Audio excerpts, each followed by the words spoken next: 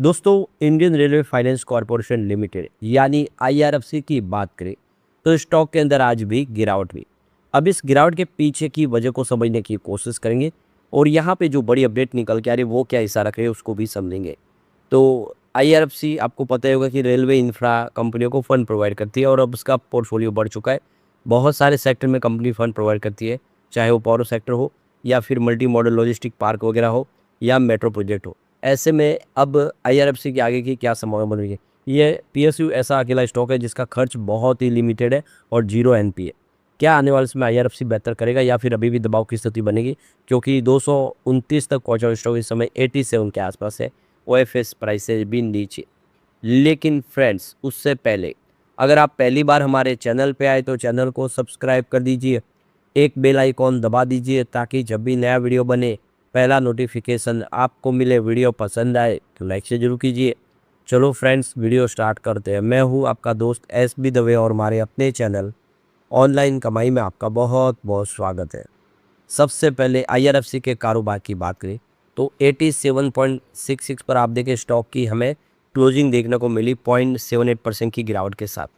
तो 88.35 पर कल की क्लोजिंग थी और 88.20 पर कमजोरी के साथ शुरुआत हुई। अब अच्छी बात यह रही कि 88.50 का हाई बना। इसका मतलब ये है कि इंट्राडे में कुछ तेजी बनी थी लेकिन बाजार का साथ नहीं मिला, सेक्टर में दबाव था, इस वजह से इसने 87.50 का लो बनाया और निचले लेवल पे क्लोजिंग की। अब देखिए 86.02 इसका 52 वीक का लो बना हुआ है। स्टॉक उसी के आसपास है। जो हाई है वो 137 है जो काफ़ी दूर है और 229 इसका ऑल टाइम हाई है। तो स्टॉक इसमें देख सकते हो कि दबाव में जरूर है। लेकिन आपको ये भी ध्यान रखना चाहिए कि यही आईआरएफसी का स्टॉक है जिसका आईपीओ 26 रुपये में दिया था, लेकिन वो टूट के आप देखें स्टॉक 19 पर आ गया था। लेकिन 19 से 229 का सफ़र तय किया। तो आने वाले समय यहाँ से भी बेहतर कर सकता है स्टॉक। अब स्टॉक के अंदर गिरावट की बड़ी वजह यह भी कि बड़े फंड हाउस फिलहाल इस स्टॉक से थोड़ा दूर है और ये आपको वॉल्यूम से समझ में आएगा। देखिए 7 अगस्त को इसका 57 लाख का वॉल्यूम था। 10 अगस्त को वॉल्यूम बढ़ के 62 लाख तक पहुंचा, लेकिन 11 अगस्त को वॉल्यूम गिर के 44 लाख के आसपास आ गया और 12 अगस्त को 58 लाख का वॉल्यूम था। 13 अगस्त को फिर से वॉल्यूम 47 लाख तक आ गया। तो आज मात्र 38 लाख का वॉल्यूम हुआ।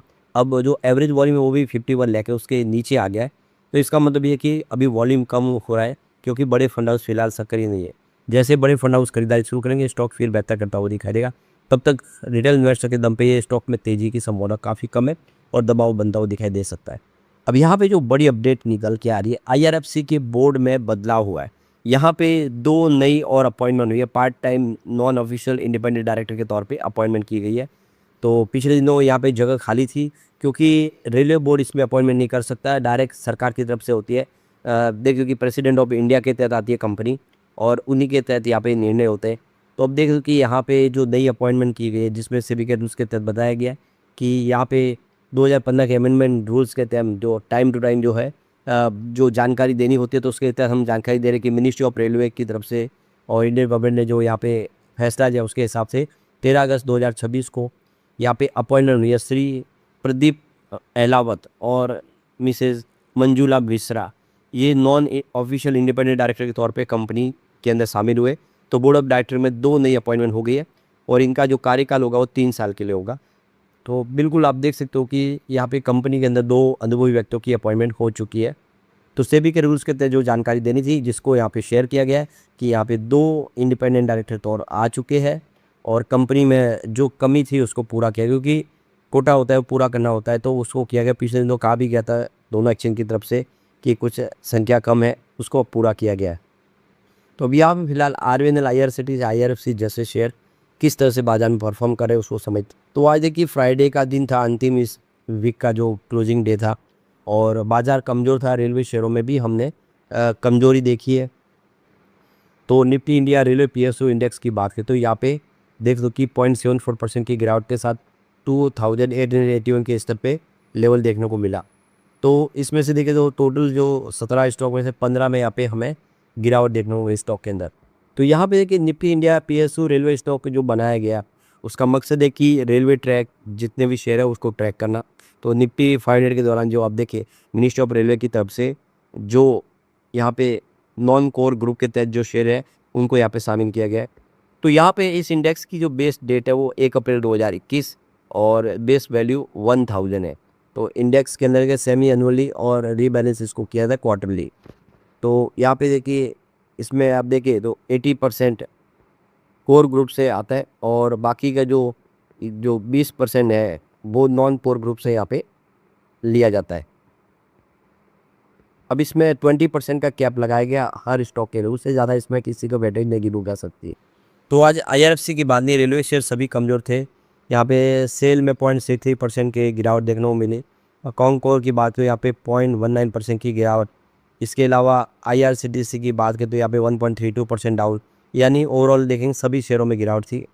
अभी देखो रिसेंटली ही सरकार ने अभी देखो 490.08 मिलियन टन की फ्रेट की यहाँ पे देख सकते हो कि ट्रांसपोर्टेड सेवाएं पूरी की है Q1 के दरमियान। तो यहाँ पे देखिए इसमें जो ग्रोथ है 1.46% की देखने को मिल रही है पिछले साल के मुकाबले, यानी कंपनी का जो फ्रेट कॉरिडोर का कामकाज है काफ़ी अच्छा दिखाई दे रहा है। यहाँ पे देख सकते हो कि पिछले साल ये 413.05 मिलियन टन के आसपास का इन्होंने फ्रेट सर्विस प्रोवाइड की थी। तो इस क्वार्टर के दरमियान देखें तो आयरन और जो लोडिंग में 7.4% की वृद्धि देखने को मिली। इसके अलावा क्लिंकर की 6.54% की वृद्धि हुई। इसके अलावा बैलेंस अदर गुड्स जो है उसमें 12.16% की वृद्धि हुई। तो ओवरऑल देखें तो रेलवे सेक्टर के लिए ये जो क्वार्टर है काफ़ी बेहतर रहा है और परफॉर्मेंस काफ़ी अच्छी रही है।